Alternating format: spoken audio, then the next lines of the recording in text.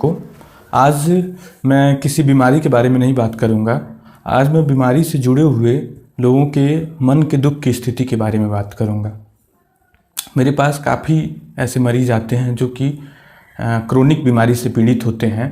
Chronic बीमारी जैसे कि सोराइसिस की बीमारी या फिर विटिलिगो की बीमारी या फिर इसी तरह से सेक्स रिलेटेड बीमारी, कोई एक्जिमा की बीमारी या फिर अर्टिकेरिया की या फिर ऐसी कोई भी बीमारी जिसमें मरीज को सालों साल इलाज करवाना पड़ता है और कुछ मरीजों में सालों इलाज के बाद भी अच्छा फ़ायदा नहीं मिलता है और कुछ मरीजों में दवाइयों पर ही बीमारी कंट्रोल रहती है और जैसे ही दवाइयाँ बंद की जाती हैं या छोड़ी जाती हैं तो वो बीमारियाँ वापस आ जाती हैं।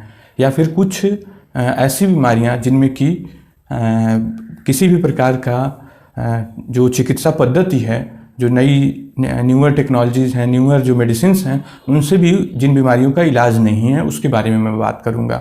जैसे कि बहुत सारी आनुवांशिक बीमारियां, जेनेटिक बीमारियां जैसे इक्थियोसिस की बीमारी या फिर इसी तरह के सिंड्रोमिक बीमारियां, न्यूरोफाइब्रोमेटोसिस, तमाम तरह की ऐसी बीमारियां जिनमें अभी चिकित्सा पद्धति के पास इलाज का उपाय नहीं है।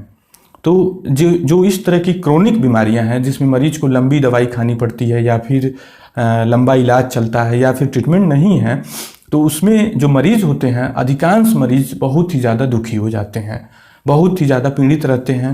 वो दर दर भटकते हैं, इस डॉक्टर की जगह पर दूसरे डॉक्टर के पास, फिर तीसरे डॉक्टर के पास, फिर होम्योपैथिक में, फिर आयुर्वेदिक में, इसी तरह से वो इधर उधर घूमते रहते हैं और कई बार बहुत ज़्यादा दुखी हो जाते हैं।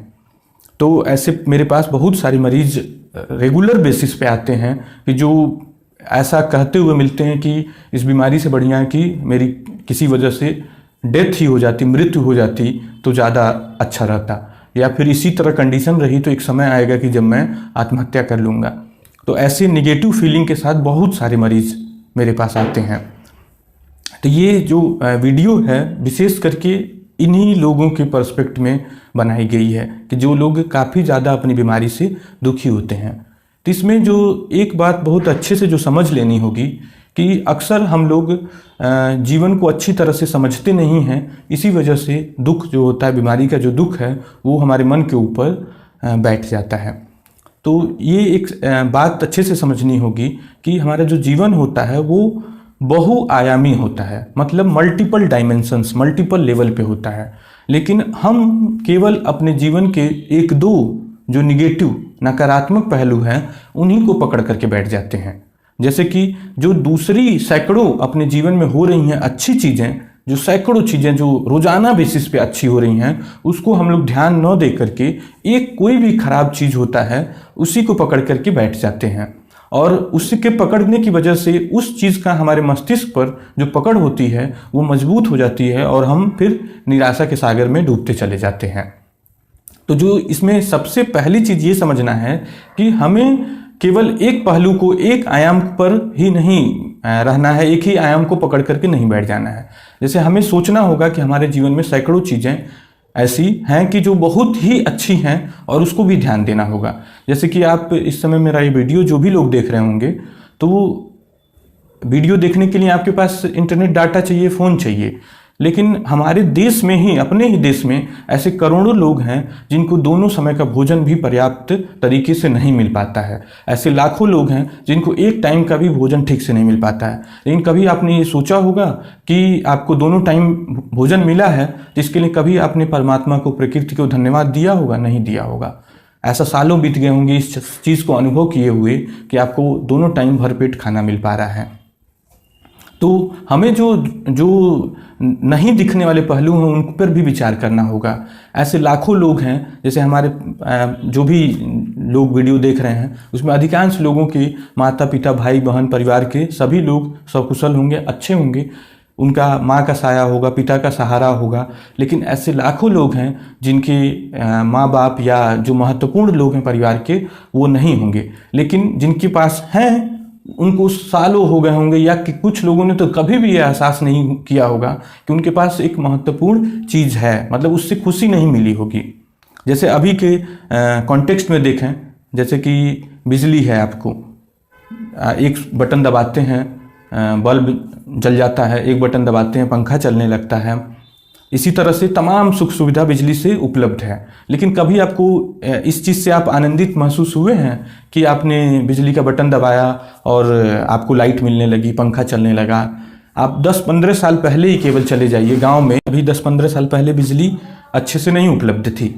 लोग रात में शाम के वक्त लालटेन जलाते थे, दिया जलाते थे, डेबरी जलाते थे, तो ये सब चीज़ों से रोशनी होती थी। लेकिन अभी हम लोगों के पास, शहर में जो भी लोग हैं उनके पास, अधिकांश लोग के पास 24 घंटे बिजली की सुविधा उपलब्ध है। लेकिन कभी भी मन इस बात से खुशी नहीं हुआ होगा या ध्यान ही नहीं गया होगा कि मेरे पास इतनी बढ़िया सुविधा है। और गाँव में जब बिजली आ जाती थी तो लोग थोड़े देर के लिए बहुत खुश होते थे। लेकिन फिर वही बात कि बिजली यदि रहने लगी थोड़ा दिन, तो उससे अपना बिल्कुल अधिकार मान के कि बिजली तो होनी ही चाहिए, लाइट तो होनी ही चाहिए, लाइट न रहे तब मन में दुख पैदा हो जाता है। लेकिन बिजली है, रोशनी है, तो उससे कभी किसी को खुशी होते हुए नहीं देखा होगा आपने, इस बीच में अपने आसपास नहीं महसूस किया होगा। इसी तरह से सैकड़ों चीज़ हमारे जीवन में हैं जो रोज़ाना बेसिस पे हुए जा रही हैं, जिन पे हमारा ध्यान बिल्कुल भी नहीं है, और अच्छी चीज़ें हैं। क्योंकि वो आपके पास आसानी से उपलब्ध हैं, तो इस वजह से उसकी महत्ता नहीं समझ में आती है, और इस वजह से हम उसको लेकर के खुश भी नहीं हो पाते हैं। जैसे व्यक्ति के पास एक कोई गाड़ी है तो उसको इस बात का आनंद नहीं है कि उसके पास गाड़ी है, और सैकड़ों, मतलब कि कितने लोग हैं जो लोग पैदल ही चल रहे हैं, मुश्किल से चल रहे हैं, मुश्किल से यात्रा कर रहे हैं, उसको हमेशा इस बात का दुख रह रहा है कि उसके पास अगली गाड़ी नहीं है, इससे अच्छी गाड़ी नहीं है, इससे सुंदर गाड़ी नहीं है। तो ये एक तरह से नकारात्मक सोचने का तरीका हो गया। अब जैसे इन बातों से ऐसा लग सकता है कि मैं इलाज न करवाने के पक्ष में हूँ कि आप बीमारी को ऐसे ही छोड़ दें, उसको स्वीकार कर लें, इलाज न करना है। ऐसा बिल्कुल भी नहीं है। एक अच्छे स्वास्थ्य की कामना करना, जिसमें कि अच्छा आपका शरीर हो, अच्छा आपका रंग हो, अच्छे बाल हो, सब कुछ की कामना करना बिल्कुल ही सही है। एक अच्छे स्वास्थ्य, एक अच्छे मस्तिष्क की भी पहचान है कि यदि आप अच्छे स्वास्थ्य की कामना कर रहे हैं, अच्छे स्वास्थ्य का प्रयास कर रहे हैं। लेकिन इस प्रयास में ये ध्यान देना होगा कि कहीं आपका प्रयास आपको बहुत ज़्यादा परेशान तो नहीं कर दे रहा है, या फिर ज़बरदस्ती का प्रयास तो नहीं है। जैसे कि कई बार ऐसी होती है कि आप अच्छे रेपुटेड इंस्टीट्यूशन में आपने दिखाया, एम्स में दिखाया, पीजीआई चंडीगढ़ में दिखाया, फिर भी आपको डॉक्टर की बात पर विश्वास नहीं हो रही है। आप किसी झाड़ फूक के चक्कर में पड़ गए, किसी झोला छाप डॉक्टर के चक्कर में पड़ गए कि उसने बोल दिया कि ये कर लो दवाई, तुमको ठीक कर देंगे। तो ये सब गलत प्रयास है। तो इस प्रयास में इस बात को ध्यान देना होगा आपको कि आपका जो प्रयास है वो सर्टिफाइड लोगों से ही होना चाहिए। जैसे कि यदि आपका इलाज अच्छे से एलोपैथिक चिकित्सा में नहीं हो पा रहा है, तो निश्चित तौर पे आप, मतलब एक डॉक्टर से नहीं सही हो रहा है तो आप दूसरे डॉक्टर, तीसरे डॉक्टर से कंसल्ट कर सकते हैं। यदि एलोपैथी में नहीं हो पा रहा है तो आप आयुर्वेदिक के सर्टिफाइड डॉक्टर से, होम्योपैथिक के जो एमडी डॉक्टर्स हैं, जो होम्योपैथी की प्रॉपर डिग्री लिए हैं, उनसे आप इलाज करवा सकते हैं। लेकिन बिल्कुल भी किसी झोला छाप डॉक्टर या फिर झाड़ फूक के चक्कर में बिल्कुल भी ना पड़ें। हमारे गांव में जो झोला छाप डॉक्टर हैं वो भी बड़े डॉक्टर बन के बैठे हैं, और अक्सर मरीज अपना नुकसान करवा लेते हैं। नुकसान वो कई पर्सपेक्ट में हो सकता है, जैसे पैसे का नुकसान, समय का नुकसान, मन के लेवल पर होने के दुख का नुकसान, इन सब चीज़ों से भी गुजरना पड़ता है, और अंत में निराशा ही हाथ लगती है। तो ऐसे कंडीशन में आप केवल सर्टिफाइड डॉक्टर से ही कंसल्ट करें, और कुछ हद तक आपको अपनी बीमारी को स्वीकार करना भी होगा यदि बीमारी का इलाज नहीं है तो, या फिर बीमारी आपकी दवाइयों पर ही कंट्रोल्ड है तो। यदि आप स्वीकार नहीं करते हैं और जीवन के दूसरे पहलुओं पर नहीं अपना ध्यान फोकस करते हैं, तो आपका जीवन केवल दुख की यात्रा ही बनेगी और कुछ भी नहीं बनेगा। मेरे पास सफ़ेद दाग के ऐसे मरीज आते हैं जो हर पल, हर क्षण उसी के बारे में सोच रहे होते हैं। जैसे कि खाना खाते समय कि कैसे ठीक होगा, कैसे कहाँ इलाज करवाएं, किसको दिखाएं कि ये ठीक हो जाए। जैसे बिल्कुल भी अपने जीवन का दूसरा समय जो भी किसी दूसरे चीज़ों में वो नहीं लगाते हैं, मतलब वो बिल्कुल भूल ही चुके होते हैं कि जीवन के दूसरे आयाम भी हैं। मतलब मेरा कहने का मतलब ये है कि आप अपना इलाज करवाएं, लेकिन अपने जीवन के आनंद का स्रोत दूसरे चीज़ों में भी लगाएं। और एक चीज़ ये भी ध्यान रखें कि जीवन जो है वो अंतर्मुखी हो, मतलब जीवन के आनंद की सुविधा आपके अंदर से हो, बाहर से न हो। मतलब अक्सर ऐसा होता है कि हम लोग दूसरे के नज़र में ठीक दिखने के लिए इलाज करा रहे होते हैं। कई बार तो ऐसा होता है कि बाहर के अंग के निशान छुप जाएं, अंदर के निशान रह जाएं, तो वो बिल्कुल ही गलत अप्रोच है, गलत तरीका है। दूसरों पर जब आप आधारित रहेंगे तो आपको दुख होगा ही होगा। यदि मेरा चेहरा कुरूप है, मेरा चेहरा खराब है, किसी को अच्छा नहीं लग रहा है, तो इस पे हमें उस व्यक्ति पर ध्यान नहीं देना है कि उस व्यक्ति को अच्छा नहीं लग रहा है, इस वजह से मैं प्रयास करूं, मैं इसको ठीक करने के चक्कर में पड़ूं, दूसरों को खुश करने के लिए।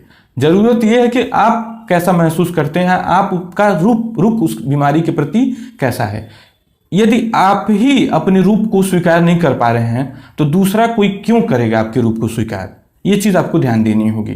जैसे सबसे पहले स्वीकृति आपके अपने अंतर्मन से आनी चाहिए, ना कि दूसरों के। अक्सर हम दूसरों के पहलू पर शिफ्ट हो जाते हैं। दूसरे को अच्छा लगे, दूसरे को आपका चेहरा पसंद आए, दूसरे को आपकी बीमारी ठीक लगे, दूसरे को आपकी स्किन ठीक लगे, इस प्रयास में हम लोग अक्सर लगे रहते हैं। तो ये बिल्कुल ही गलत तरीका है। आप अपने जीवन का आनंद ढूंढिए। हो सकता है कि आप कोई कलाकारी कर सकते हैं, उसमें आपको आनंद मिल जाए। कोई संगीत का निर्माण कर सकते हैं, किसी और चीज़ में किसी नृत्य का निर्माण कर सकते हैं। चाहे इसी प्रकार के तमाम भिन्न तरीके हैं, जैसे बागवानी कर सकते हैं, गार्डनिंग कर सकते हैं। इन चीज़ों में भी आप अपने आप को एक्सप्लोर कर सकते हैं, ना कि बजाय एक ही जगह टिके रहने की कि आपकी बीमारी नहीं ठीक हो रही है और इतना दुखी हो जाए कि मन में आत्महत्या के भी विचार आने लगे। वो बिल्कुल ही गलत तरीका है। यदि आप दूसरी चीज़ों में एक्सप्लोर करेंगे, आप कलाकारी करें, पेंटिंग करें, बागवानी करें, कुछ भी इस तरह की चीज़ों को एक्सप्लोर करें, और जब एक्सप्लोर करें तो इस चीज़ का ध्यान रहे कि फिर से आप दूसरों से सम्मान पाने की जुगाड़ में न लग जाएं। मैंने ऐसा देखा है लोगों को कि जैसे कि कुछ लोग कोशिश करके बदलाव लाना चाहते हैं अपनी ज़िंदगी में, जैसे गाना गाना शुरू किया या कलाकारी शुरू किया, तो वो फिर से दूसरों का अप्रूवल, कि दूसरे लोग उनके गाने की तारीफ करें या फिर दूसरे लोग उनकी चित्रकारी की तारीफ करें, उसमें लग जाते हैं। फिर से दूसरों की नज़र में ऊपर उठने की प्रक्रिया शुरू हो जाती है। ये बिल्कुल ही गलत अप्रोच है।